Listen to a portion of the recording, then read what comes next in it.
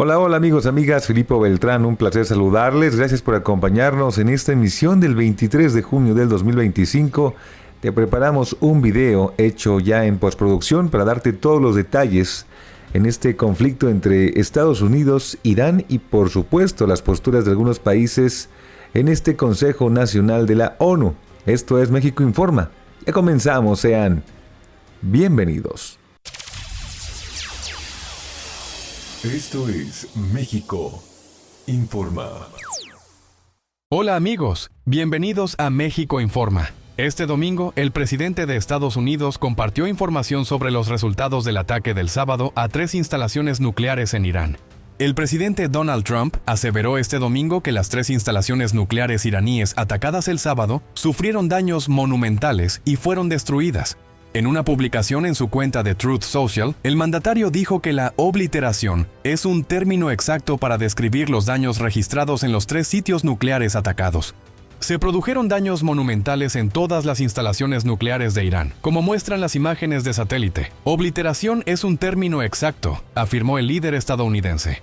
La estructura blanca que se muestra está profundamente incrustada en la roca. Incluso su techo está muy por debajo del nivel del suelo y está completamente protegida contra el fuego, agregó. Los mayores daños se produjeron a gran profundidad bajo tierra, justo en el blanco, declaró. Previamente, Trump ya sugirió que los daños causados a las 3 instalaciones nucleares iraníes son monumentales, ya que los impactos, según sus palabras, fueron duros y precisos. Trump anunció la noche del sábado que la Fuerza Aérea del país norteamericano había completado un exitoso ataque contra 3 instalaciones nucleares en Irán, Fordo, Natanz e Isfahán. El ministro de Asuntos Exteriores iraní, Seyed Abbas Araghchi, recordó que, de conformidad con la Carta de la ONU y sus disposiciones, Irán se reserva todas las opciones para defender su soberanía, intereses y pueblo. Mientras, el jefe de Estado de Estados Unidos advirtió a Teherán que en caso de una posible represalia empleará una fuerza mucho mayor de la que se presentó esta noche. Desde el Ministerio de Exteriores ruso advirtieron que el riesgo de una escalada del conflicto en Oriente Medio, ya sumido en múltiples crisis, ha aumentado significativamente. A su vez, el representante permanente de Rusia ante la ONU, Vasily Nevencia, enfatizó que, con su ofensiva, el país norteamericano confirma que, para preservar su hegemonía en el mundo, está dispuesto a cometer cualquier crimen y a violar el derecho internacional, así como subrayó que nadie ha autorizado a Washington emprender tales acciones. Russia condemns in the most decisive terms the irresponsible, dangerous, and provocative actions committed by the USA against the Islamic Republic of Iran, a sovereign member state of the United Nations. As we know, in the early hours on the 22nd of June, the US Air Force, in full cooperation and coordination with the Israeli Air Force, an air force which for over a week, in violation of the basic principles of international law, has been conducting massive strikes on Iranian infrastructure and sites, they together launched an unprovoked missile and bomb attack on 3 nuclear sites in Iran, sites under IAEA safeguards, Fordo, Natanz, and Isfahan. In so doing, Washington yet again demonstrated its complete contempt for the position of the international community. Washington reasserted that to further the interests of its Israeli ally, it's prepared not only to turn a blind eye to the killings of tens of thousands of Palestinian women, children, and older persons, but also to gamble with the safety and well-being of humanity as a whole. Through their actions, the US has opened a Pandora's box. No one knows what new catastrophes and suffering it will bring. In the last 10 days, we heard 3 briefings from the IAEA DG, Mr. Rafael Grossi. He cautioned that strikes on Iranian nuclear infrastructure could have absolutely unpredictable repercussions, as well as that they pose a major threat to both the nuclear safety and security, not only in Iran, but also in the region and the world. Yet Washington is completely unconcerned. It's unconcerned by either the radiological consequences nor the threat to the lives and health of a huge number of people, civilians including women and children, in the region and beyond. Washington, much like West Jerusalem, sees itself as the highest judge in the land, vested with the right to mete out justice as it sees fit. Thus, the US has confirmed that in order to safeguard their global hegemony, it's prepared to commit any crimes, any violations of international law. Let me remind you that no one gave the US the authority to act in such a way. We insistently offered our US colleagues our mediation services so as to find a peaceful, mutually agreeable solution surrounding the Iranian nuclear program. Yet our US colleagues are clearly not interested in diplomacy today. Responsibility for this falls squarely on the shoulders of the US leadership, especially given that it is the US leadership that not only publicly acknowledged its responsibility for these actions, but actually flaunted it, demonstrating wholesale disregard for the norms of international law and the UN Charter, as well as Security Council resolutions, including Resolution 487 and Resolution 2231, as well as the Non-Proliferation Treaty, the NPT. Madam President, just 2 days ago, here in this very chamber, we heard from many delegations, including the closest allies of the US. They called for a de-escalation and for the settlement of differences around the negotiating table. Yet our US colleagues yet again ignored this position, the position of the entire international community, following Israel's lead, instead of checking Israel, instead of forcing it to halt the spiral of escalation. Today, we once again will be hearing from the US representative. We'll be hearing cynical statements about readiness to return to the negotiations table, as if there were no strikes using heavy payload bombs on Iran. Clearly, this is being done to hypercritically subsequently portray Tehran as the party that spoiled the negotiations process, the party that's supposedly undermining stability in the Middle East. Yet we believe that none of our sensible colleagues in the international community will believe our US colleagues anymore, much like they won't believe their attempts to convince the Security Council that Iran was trying to acquire nuclear weapons. Let me remind you that back in March, high-ranking US intelligence officials said that the US does not have information about Tehran's attempts to develop military nuclear capabilities. I imagine that many are getting a nagging sense of déjà vu today. Let me remind you that back in 2003, in this very chamber, the US Secretary of State Colin Powell waved around a test tube, justifying Washington's plans to invade the territory of another sovereign state, only to having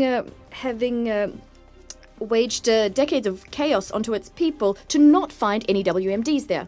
Today's situation is no different in substance to the one we saw in 2003. Again, we're being asked to believe the US's fairy tales to once again inflict suffering on millions of people living in the Middle East. This cements our conviction that history has taught our US colleagues nothing. We regret that today some of you in this room didn't and cannot muster up the courage to call a spade and to condemn Washington's actions. And it's very strange to be participating in this theatre of the absurd, this cynical theatre. We had the representative of the UK calling on Iran to exercise restraint, a country which was subjected to an unprovoked attack, which was bombed. It had its nuclear sites bombed, as if it were Iran, not Israel, and the US that was escalating the situation as much as possible. They're calling on Iran to exercise restraint. This is something other council members are doing. We've seen a lot of hypocrisy in this room, but this takes the biscuit. This is a surprising example of hypocrisy on the part of those who, over the last few days, has been whipping up tensions regarding Resolution 2231, which will soon expire. Madam President, throughout the last week, we witnessed a new, highly dangerous wave of escalation. Last night, the situation became wholly unprecedented in nature. The radiological repercussions of the US attacks remain to be assessed, and we're counting on the IAEA and its Director General to issue a clear-cut, professional and impartial analysis of the situation, including by presenting an objective report at the emergency session of the Board of Governors of the IAEA. Yet it's already clear that strikes on Iran's nuclear sites, including those conducted by one of the NPT's depositories, the US, that these attacks amount to a colossal attack on the global NPT regime, non-proliferation regime. They not only deal a blow to the authority of the IAEA, they also deal a blow to the entire system of inspections and control implemented by the agency. They also destroy the basis of the system of international cooperation, including de facto risking casting us back into the era of nuclear risks. Seemingly, this is what Washington and Western Jerusalem are seeking. The Russian Federation, as a responsible state and a permanent member of the Security Council, cannot abide such a scenario. We cannot support it.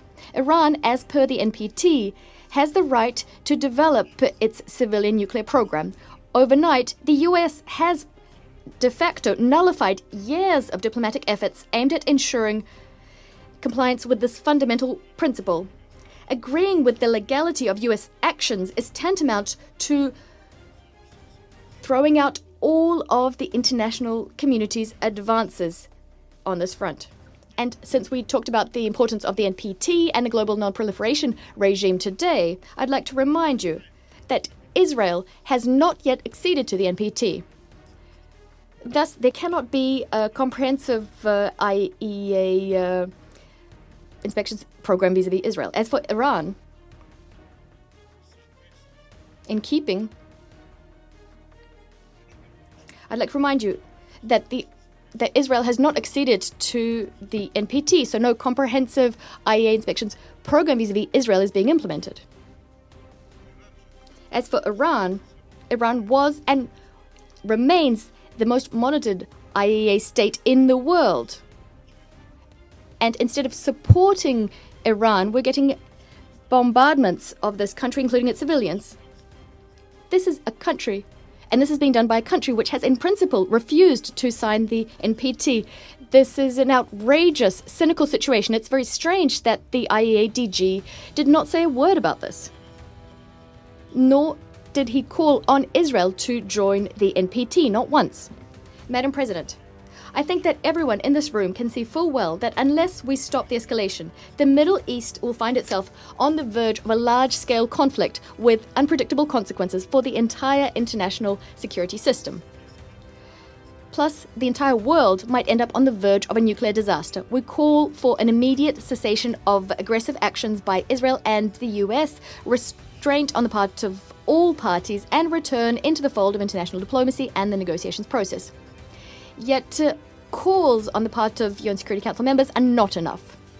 Based on the provisions of the UN Charter, and these are the very same provisions that those who are hypocritically staying silent today call for the respect for in other cases. On the basis of these provisions, the Security Council is simply duty-bound to craft a collective decision which would make unacceptable strikes on Iranian nuclear infrastructure, which are under IAEA safeguards. To this end, we need, first and foremost, a clear-cut legal and political assessment of what happened. For all those who are not pursuing any hidden agendas nor double standards, this is patently obvious. To this end, the Russian Federation, China and Pakistan have prepared and disseminated this morning a short and balanced UN Security Council draft resolution, including a call for an immediate and unconditional ceasefire and for a search for a diplomatic solution surrounding the Iranian nuclear program. The text reflects the positions of an overwhelming majority of Security Council members expressed at our meetings held on the 13th and 20th of June. We're counting on the support of all Security Council members to ensure that the Council can, as soon as possible, send a signal about the need to immediately end the violence, something that the Secretary General again called for, inter alia.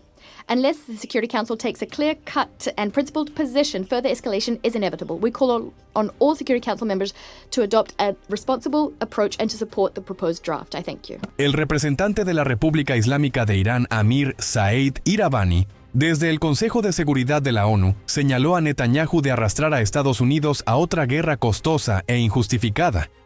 We appreciate all those members who have chosen to stand on the right side of history and thus strongly condemned the act of aggression of the United States and the Israeli regime against my country.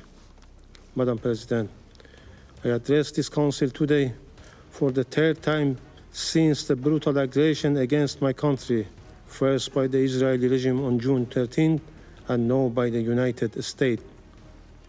I speak with utmost urgency and grave concern on behalf of our people, a peace-loving nation of nearly 100 million people. Today, another stain was recorded in the political history of the United States. After the illegitimate Israeli regime failed to do the worst dirty work, Trump was forced in the early hours of Sunday, June 22, to personally carry out the most sordid part of this vile agenda. Once again, The internationally wanted war criminal Netanyahu succeeded in hijacking U.S. foreign policy, dragging the United States into yet another costly, baseless war. America has once more recklessly chosen to sacrifice its own security merely to safeguard Netanyahu. Once again, the world has witnessed the blatant corruption of the U.S. political system and its leaders. As an independent, peace-seeking nation, the Islamic Republic of Iran had repeatedly warned the warmongering U.S. regime to refrain from stumbling into this quagmire. Even though Iran reserves its full and legitimate right under international law to defend itself against this blatant U.S. aggression and its Israeli proxy, the timing, nature, and the scale of Iran's proportionate response will be decided by its armed forces. Throughout history, the resilient and united Iranian nation has withstood deeper wounded and faced more vicious enemies, and this time too. It will show its dignity, strength, and greatness to the world. Over the past 10 days, the Israeli barbaric assault, the international bodies, including the UN Security Council and the International Atomic Energy Agency, have been provided with all the necessary information and warning. Yet, they have proven once again that the so-called 8 decades-long quest to prevent war and aggression is hollow and powerless in practice. Tras las agresiones de Estados Unidos e Israel, el canciller iraní Abbas Araghchi ha aterrizado en Moscú para reunirse con Putin. La cooperación militar entre Irán y Rusia es de máximo nivel tras firmar en enero un tratado de asociación estratégica integral. No fue Irán, sino Estados Unidos, quien traicionó la diplomacia, traicionó las negociaciones. En medio de las negociaciones con nosotros, dieron luz verde a los israelíes, si no es que ni siquiera les dieron instrucciones sobre cómo atacar las instalaciones nucleares de Irán, afirmó el ministro de Asuntos Exteriores iraní, Abbas Araghchi. Militarily, so it was not Iran, but the US who betrayed diplomacy. They betrayed negotiations.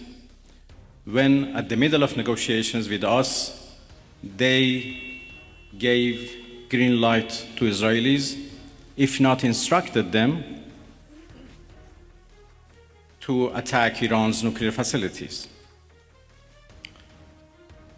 I think they have proved that they are not men of diplomacy. Otro escenario terrible para Trump y Estados Unidos es la escalada en las amenazas de posibles ciberataques. El Departamento de Seguridad Nacional, DHS por sus siglas en inglés, emitió este lunes una advertencia oficial sobre el aumento del nivel de amenaza en territorio estadounidense como consecuencia del conflicto entre Israel e Irán. La secretaria de Seguridad Nacional, Kristi Noem, firmó un nuevo boletín del Sistema Nacional de Alerta sobre Terrorismo, NTAS, en el que alerta sobre riesgos potenciales para la seguridad nacional, aunque por ahora no existan amenazas específicas y creíbles.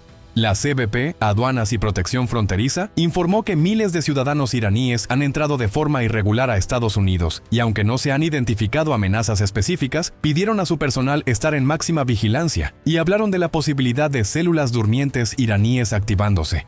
Y en otro enfoque muy importante que es el tema energético. El jefe de la diplomacia estadounidense, Marco Rubio, instó el domingo a China a que ayude a disuadir a Irán de cerrar la ruta comercial clave del estrecho de Hormuz, tras los ataques de Washington a instalaciones nucleares iraníes. Instó al gobierno chino en Pekín a que hable con ellos sobre este tema, ya que dependen en gran medida del estrecho de Hormuz para su suministro de petróleo, aseguró Rubio a la cadena Fox News.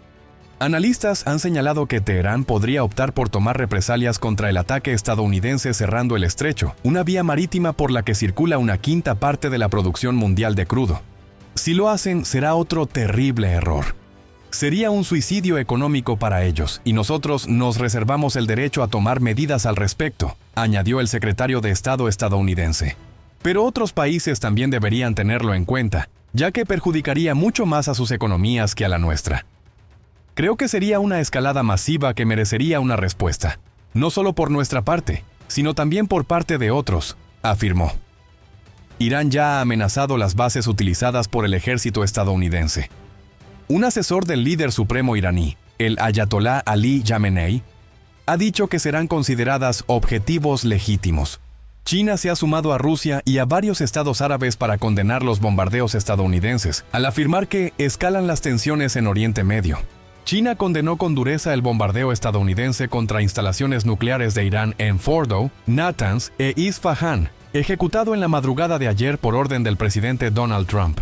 El embajador chino en las Naciones Unidas, Fu Kong, tomó anoche la palabra en el Consejo de Seguridad para acusar a Estados Unidos de violar seriamente los principios y propósitos de la Carta de la ONU y la legalidad internacional, así como la soberanía, seguridad e integridad territorial de Irán. Según el diplomático asiático, las instalaciones de energía nuclear afectadas estaban sujetas a las garantías producto de su inspección por la Agencia Internacional de la Energía Atómica. I thank you for convening this emergency open meeting. I also thank Secretary General Guterres for his statement, and ASD Yancha and Director General Grossi for their briefings. Yesterday, the United States conducted strikes on 3 Iranian nuclear facilities in Fordo, Natanz, and Isfahan. China strongly condemns the U.S. attacks on Iran and the bombing of nuclear facilities under the safeguards of the IAEA. The actions of the United States seriously violate the purposes and principles of the UN Charter and international law, as well as Iran's sovereignty, security, and territorial integrity. It has exacerbated tensions in the Middle East and dealt a heavy blow to the international nuclear non-proliferation regime. The international community must uphold justice and make concrete efforts to cool down the situation and restore peace and stability. In this connection, I wish to put forward 4 appeals. First, we call for an immediate ceasefire and ending the hostilities. In the context of the abrupt escalation of tensions in the Middle East, China is deeply concerned about the risk of the situation getting out of control. The parties to the conflict, Israel in particular, should reach an immediate ceasefire to prevent a spiraling escalation and to resolutely avoid the spillover of the war. The parties concerned should abide by international law, curb the impulse to use force, and avoid exacerbating conflicts and adding fuel to the fire. Second, we call for effective protection of civilians. The ultimate victims of all conflicts are the innocent people. China is deeply saddened by the large number of civilian casualties caused by the conflict. Civilians and civilian facilities must not become targets of military operations. And the bottom line of international humanitarian law must not be breached. Parties to the conflict should place the interests and well-being of the people of the countries in the region above everything else, and make every effort to avoid harm to innocent civilians and refrain from attacking civilian facilities. Third, we call for commitment to dialogue and negotiation. Peace in the Middle East cannot be achieved by the use of force. Dialogue and negotiation are the fundamental way out. At present, diplomatic means to address the Iranian nuclear issue haven't been exhausted, and there's still hope for a peaceful solution. Parties should stay firmly committed to the political settlement of the Iranian nuclear issue and work to bring it back onto the track of a political solution through dialogue and negotiation, with a view to reaching an agreement acceptable to all parties. Fourth, we call for swift actions by the Security Council. The Security Council has the primary responsibility for the maintenance of international peace and security, and cannot stand idly by in the face of a major crisis. Russia, China, and Pakistan have proposed a draft resolution calling for an immediate and unconditional ceasefire, the protection of civilians, respect for international law, and engaging in dialogue and negotiation. We hope that Council members can demonstrate their strong sense of responsibility by jointly supporting the draft resolution to enable the Security Council to fulfill its responsibilities for the maintenance of international peace and security. China stands ready to work with the international community to foster synergy, uphold justice, and make unremitting efforts to restore peace and stability stability in the Middle East. Thank you, President. En medio de todo este caos, esperaremos las declaraciones de nuestra presidenta Claudia Sheinbaum en conferencia matutina. Gracias por habernos acompañado en México Informa. Si te ha gustado la información, esperemos que te suscribas y actives la campanita de notificaciones. Y recuerda que un México informado siempre es un México mejor. Hasta un próximo video.